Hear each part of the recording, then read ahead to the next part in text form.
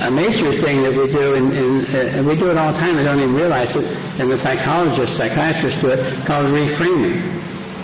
It's seeing a picture in a different frame. And sponsors do it, and we do it with each other. And what happened with Earl when he was saying the other night, he was going to walk out of the meeting because he couldn't make it. He just couldn't make it. He was just giving up. He'd never make it. He's going to leave. And starts to walk out. And the sponsor goes to the microphone and yells, "Earl, we're having a meeting." And he goes, oh yeah, having a meeting. And he turns around, goes back to the meeting, and forgets that he's going to kill himself or whatever he was going to do. Even cutting things down to a day at a time is a different way of reframing. Or looking at alcoholism as a disease rather than as a bad habit. It's just changing the framing of it. It makes it worse. And we can do that with each other. I think the most important thing, of course, that's the thing I'm going to stress, is that I think prioritizing. We have to have a priority. I mean, I couldn't stay physically sober until being physically sober was the most important thing in my life. Nothing was more important than my physical sobriety. I can't have my emotional sobriety unless it's right close to that. Most of the things that I get upset with just aren't worth it. They're just not that important. How important is it? How important is it? How important is it compared to my sobriety? And most of the things just aren't that important. Another thing was this business of getting angry. So many of us are afraid to be angry because I guess it's because we're not sure what's going to happen if we are angry. As I see it, there's nothing wrong with anger. It's what you do about the anger. It's the action that follows the anger that matters, not the anger itself. Anger is a natural emotion. And I like the concept of constructive anger. Most of the time, anger is the action that follows anger is destructive. I don't know why that is. Maybe it's because of habit or because of emotional immaturity on our part. But mothers against drunk drivers comes to mind. Those are women that got angry, and I don't necessarily agree with everything they've done, but at least they've done something constructive with their anger. A woman who gets angry at her husband's constantly drinking, and in spite of what he says, goes off and joins Al-Anon. And stays angry enough to keep going to meetings even if he doesn't want her to go. Things like that. That's constructive anger. So I like the concept of constructive anger. Another thing I see that so many times the people I'm working with are so focused on the other person that they can't look at themselves. I was telling a fellow that I sponsored the other day, and he was talking about the fighting he was having with his neighbor woman, and that she wanted them to cut down a tree in the front that didn't need to be cut down, and she was always suing people, and she was just always in trouble with other people, and he was really crazy, and he was going on and on about how crazy this woman was, and what a troublemaker she was, and how upset he was. And the longer he talked, the more I realized how stupid it is for him to keep focusing on her, because she's much better at fighting than he is, and he'll ever be. And the best thing he can do is get into purposeful forgetting and just forget about her and go on with his life, because he's never going to get anywhere constantly focused on her, which is what I always do. I like to focus on my problems. I like to drag things on and rather than forget them. I'm kind of like my little our dog, Sabrina. She hates other dogs. And she even hates for another dog to bark within her hearing. If we're walking along and she hears another dog bark, she assumes they're barking at her, and by God, she doesn't stand for that. And she gets really angry, and she will bark at them, and she'll charge against her leash. She'll raise up on her hind legs, trying to charge against her leash. But then we keep on walking, and we're well past where the other dog is, She doesn't forget it. She stays angry. I mean, motorcycle goes by, she's ready to tear off after them. I mean, she stays angry for a long period of time. And that's what I do. Long after the thing's going on, I'm still ruminating by it. In fact, I'm thinking of much better answers then what to do. But I need to cut it off. One of the things that I've had happen with a number of people, and it's worked well for me with a daughter I've got. But when you have somebody that you really want to have them get the program, maybe it's a son or daughter, a relative, a very close friend, somebody you really love, somebody you really work with, you really want them to get it. And they can't hear anything you say. It can be so frustrating. What I find is that when I am more interested in somebody's sobriety than they are, it can be very frustrating. And I find the harder I work on it, the worse I get, and the more upset I get.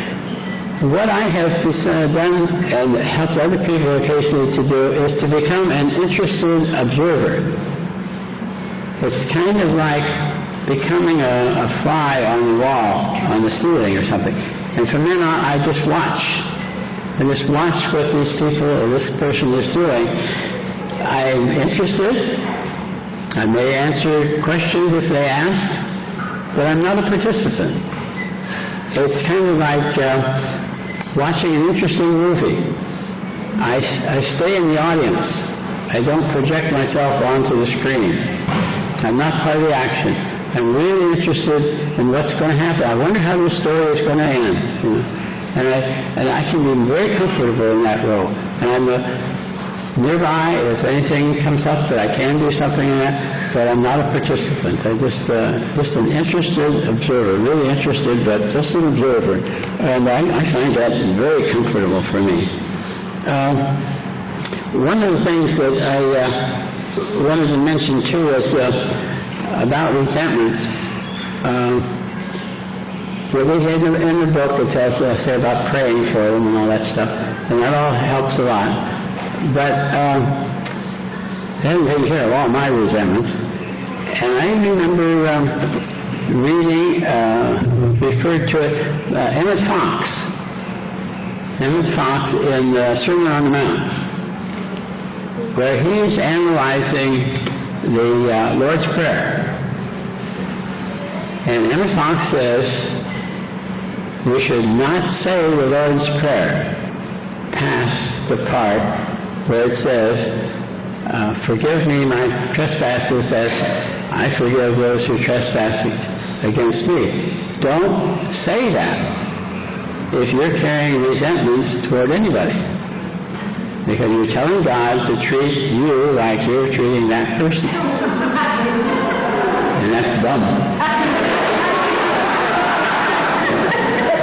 He goes on to a considerable detail about how when we resent somebody, it's like we're chained, spiritually chained to that person. It's almost like a prisoner and the jailer. The jailer is in jail as much as the prisoner is. And you can't leave, and you're spiritually chained to somebody you don't even like. And it goes on the power of forgiveness and so on. But the point I wanted to make was that you should read this. If you don't have any resentments, don't bother. But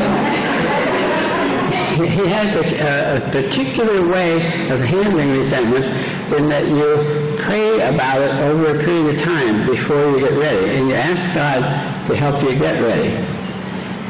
And when you are finally ready, you sit down and you talk to God about this resentment.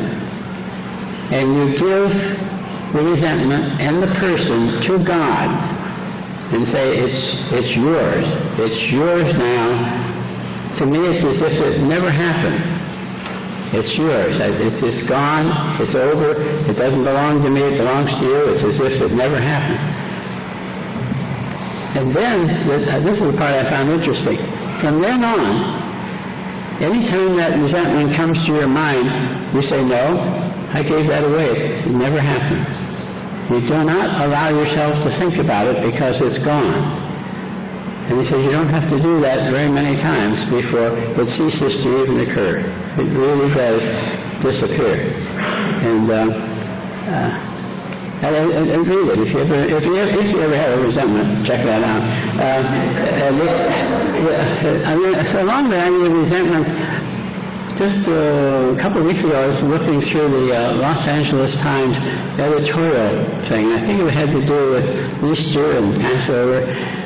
And it was talking about forgiveness. It was talking about the battles on Northern Ireland and Croatia and Serbia and the Middle East. And it was talking about people forgiving their enemies.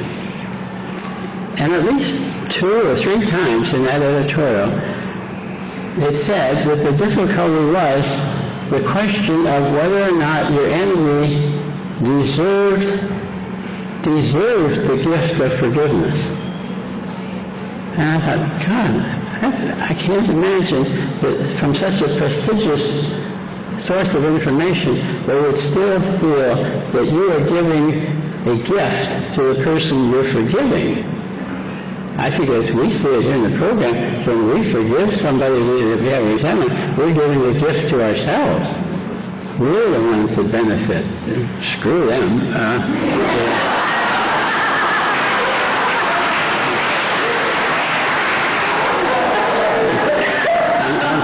I'm glad to hear you agree with me, but I didn't think that had anything to do with that. Anyhow, I guess the only thing I wanted to say was that I just want to stress the fact that I think to me it's important for me to be conscious of my emotional state and as to what the basis of it is. Because if it's somebody else that's determining my emotional state, that's stupid as far as I'm concerned. I should take control of that myself. And I must. I can't blame it on anybody else. There was somebody with the old Chinese proverb. I guess all Chinese proverbs are old.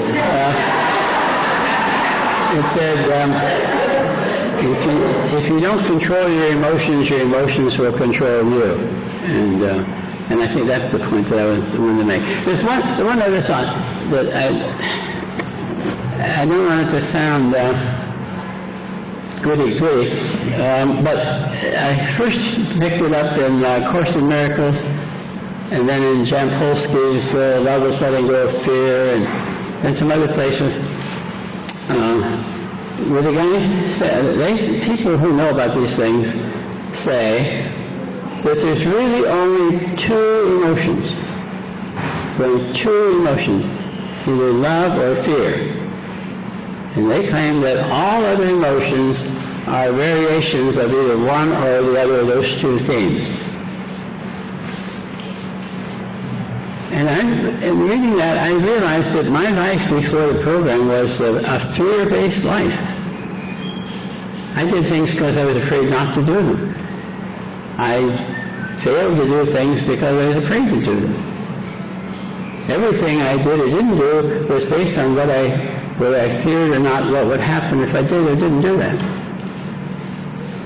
And in the program, I found it so much more comfortable to have a love-based way of life. And that's the choice we have. We can either, to me, that's what the whole service, love and services, the whole carrying the message of AA. What was read not too long ago that Bill W., one of the 2 co-founders of AA, said, he wrote, that carrying the message of recovery was our primary aim and the chief reason for our existence. I thought, well, those are pretty strong words, that our primary aim and the chief reason for our existence. And then I thought, when he says our existence, doesn't mean us as groups or us as individuals or both. But there's nothing more important that we can do than carry the message of recovery. And then the other co-founder of AA says that the whole program Carrying the message can be condensed down to just love and service. Love and service. And I think that's what we do in the program. That's what we do when we come to meetings. That's what we do when we reach out to newcomers or each other. That's what it's all about. It's living a love-based life rather than a fear-based life. And finally, my motto is that if I do a thing for the right motive and leave the results up to God, it turns out the way it's supposed to. That's how I find out what God's will is. I used to sit and think and pray and ask for God to tell me His will. He never did. Never did. He has never revealed the future to me. The only way I've ever found His will is that if I do a thing for the right motive, and love is always the right motive, and just leave the results up to Him, it turns out the way He wants it to be. And that's how I find out what His will is. And it's so much easier because I'm not responsible for what happens over there. I'm only responsible for my motive in doing what I did. Oh, God, I'm sounding so preachy.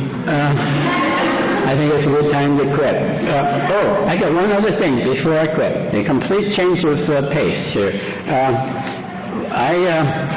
Some years back, heard about some people down in Texas that were putting together some papers for how to study the first 164 pages of the book and how to do the steps when you came to them.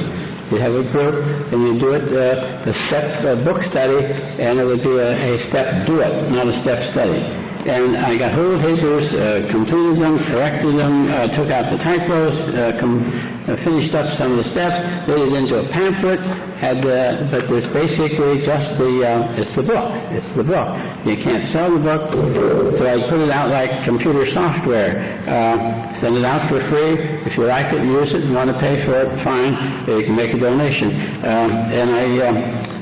I wondered when I did it whether I'd just thrown my money away, and it turned out that alcoholics have wanted it and donated it enough that I've printed 22,000 of them so far.